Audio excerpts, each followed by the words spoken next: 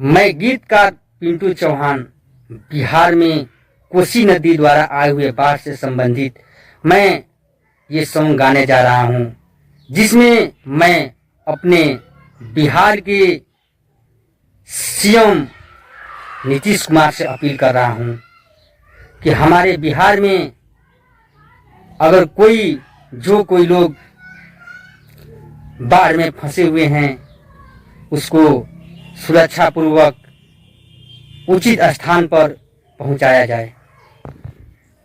बाढ़वा में दहताटे हर हमनी के बिहार कोरोना नीतीश हो चाचा। बाढ़वा में दहताटे हमनी के बिहार कोरोना नीतीश हो चाचा। अरे अभियो ले करा पर विचार कोरोना नीतीश हो चाचा।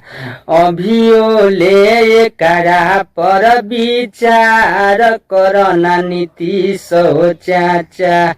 बेटा बेटी दह गईले बाप मतरिया हो, पनिया में बह गईले घरवा दुआरिया हो।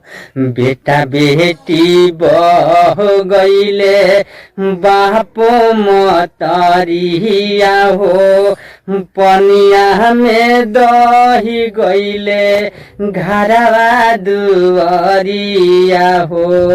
अरे कातना बिछड़ी हो गईले लोगन के परिवार कोरोना नीतीश हो चाचा। कातना बिछड़ी हो गईले लोगन के परिवार कोरोना नीतीश हो चाचा। हरे अभियो ले करा पर विचार कोरोना नीतीश हो चाचा। अभियो ले करा पर विचार कोरोना नीतीश हो चाचा। अगर इस सॉन्ग अच्छा लगा हो तो कृपया इसको अधिक से अधिक शेयर करें।